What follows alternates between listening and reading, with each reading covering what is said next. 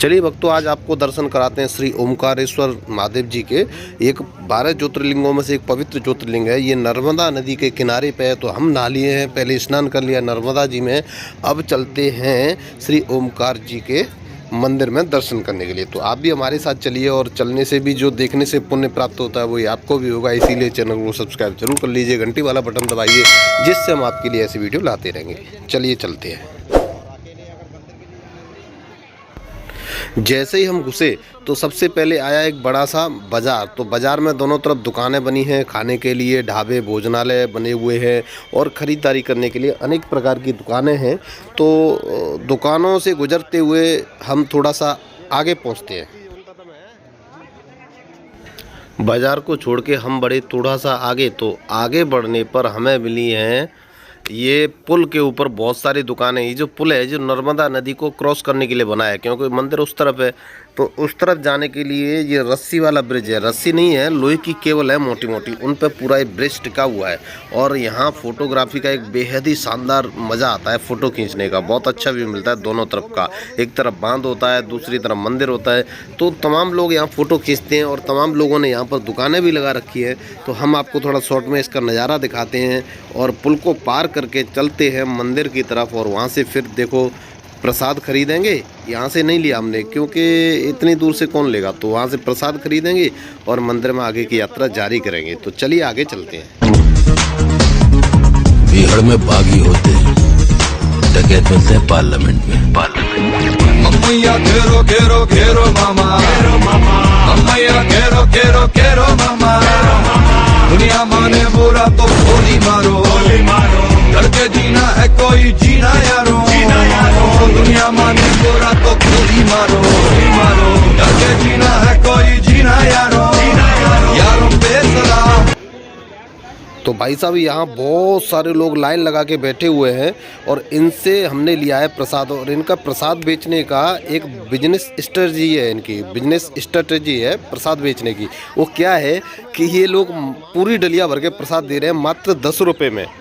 और ये 10 रुपये का प्रसाद पड़ रहा है 250 से 300 रुपये का एक डलिया। अब वो कैसे पड़ रहा है, यही इनकी बिजनेस स्ट्रेटजी है। लोगों को आकर्षित करने के लिए 10 रुपये में पूरी डलिया। इसमें गुलाब के फूल है, माला है, और बेलपत्र की पत्तियां भी हैं, सब कुछ है, ठीक है। और लेकिन फिर भी 10 रुपये में। लेकिन जब आप लेते हैं एक बार रुक गए दुकान पर, तो यही आपको डलिया पड़ेगी 250 से 300 में। तो भैया को कुछ पसंद नहीं आ रहे हैं, तो भैया अपने हिसाब से दूसरी डलिया लगवा रहे हैं। इस मैडम से हमने भी लिए, ये जूते चप्पल उतारे, हाथ धोए, प्रसाद लिए, और चले फिर आगे। तो प्रसाद पहले लेते हैं प्रसाद, फिर आगे चलते हैं। दर्शन तो करके जाने भैया भोले बाबा के। चले, हो गया छोटी जो भी है वो है बस, और क्या है। हो गया, अब तो कुछ नहीं रहा है ना। धतूरा डाल दिया, बैजंती की माला डलवा ली।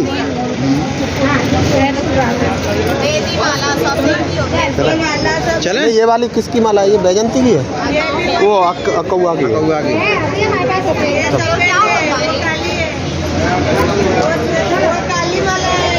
ओ मेरा, मैं तो ऐसे बोलता हूँ, वीडियो बना रहा हूँ ना, इसलिए बोल रहा हूँ। आ जाओ, चलो यूट्यूब पर डालूंगा। आ जाओ भैया,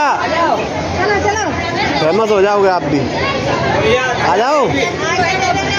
अरे आए तो चाहिए, खुले पैसा चाहिए ना, खुले ले लो, जिनते इकट्ठे दे देंगे। 10-10 के दे दो, 50। 50 का दे दो, 50 का दे दो, आप दे दो ना।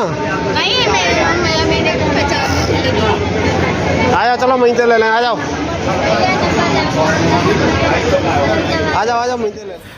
तो भाई साहब, एक और रास्ता मिल गया, सकरा सा है। एक तरफ पहाड़ है, ओमकारेश्वर पहाड़ है, जिसके ऊपर भगवान भोलेनाथ जी का जो ज्योतिर्लिंग है, जो शिवलिंग है, जो भी जो है मंदिर है, वो विराजमान है।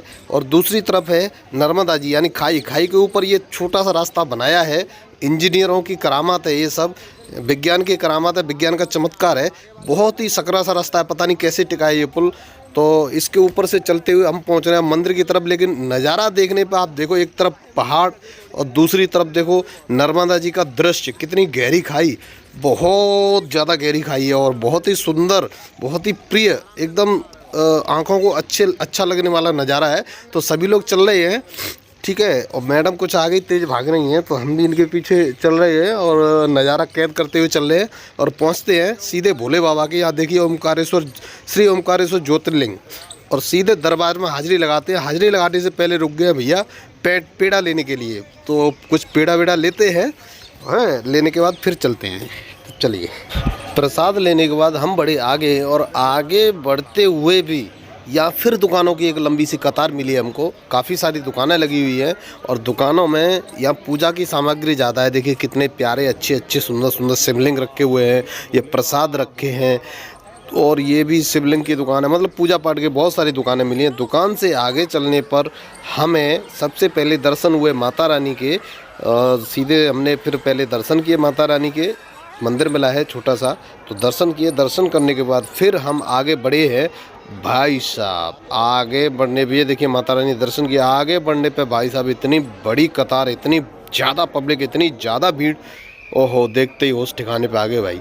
इसीलिए वहाँ पे पंडे पुजारी कह रहे थे कि वीआईपी दर्शन 200 रुपये में वीआईपी दर्शन। अब मालूम पड़ा क्यों बोल रहे थे। यहाँ बहुत तगड़ी भीड़ है, फिर भी हमने डिसाइड किया है कि हम जाएंगे नॉर्मल तरीके से दर्शन करेंगे।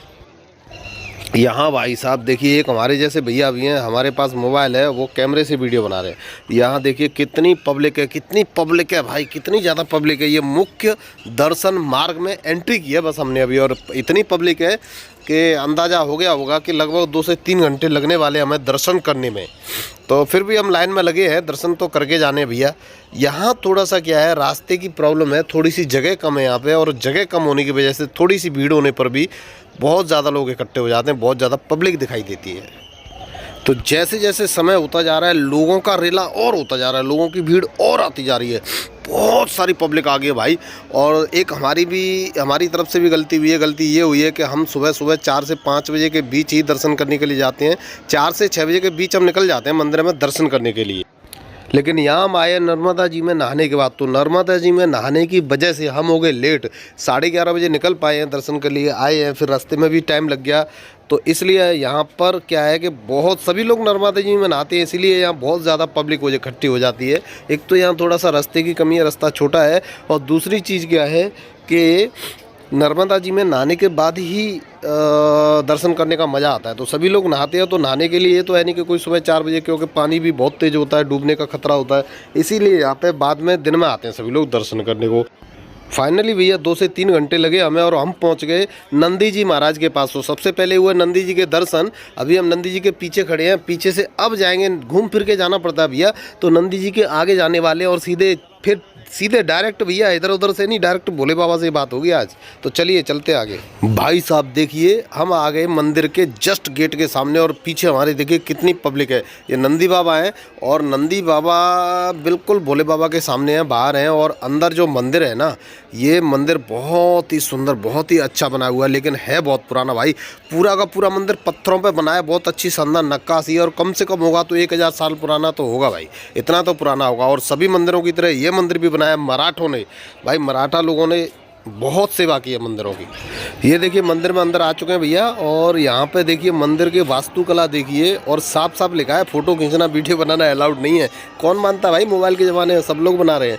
तो ये देखिए मंदिर कितना अच्छा बना हुआ, बहुत अच्छा बना हुआ है भाई मंदिर। मराठा लोगों के लिए दिल से धन्यवाद इस चीज़ के लिए। मैं जहाँ भी गया हूँ, जितने भी भोले बाबा के मंदिर देखे मैंने, जितने भी, चाहे वो काशी हो, उज्जैन हो, और ओमकारेश्वर हो, और नासिक हो, कहीं भी जाओ आप, सबके सब मंदिर जितने भी बनाए हैं सब लोगों ने बनाए हैं। वो सिर्फ और सिर्फ श्रेय जाता है सिर्फ मराठा लोगों को, मराठा साम्राज्य को, मराठा राजाओं को, मराठा रानियों को, अहिल्याबाई होलकर को। और इसके अलावा अभी जो ट्रस्ट है गजानन ट्रस्ट, वो भी अच्छा काम कर रहा है भाई। तो अब होने वाले हैं सीधे भोले बाबा के दर्शन। तो दर्शन करने के लिए मैं सभी से रिक्वेस्ट करूँगा, आप एक बार दर्शन जरूर करें भाई मंदिर आके, बहुत आनंद आएगा। जय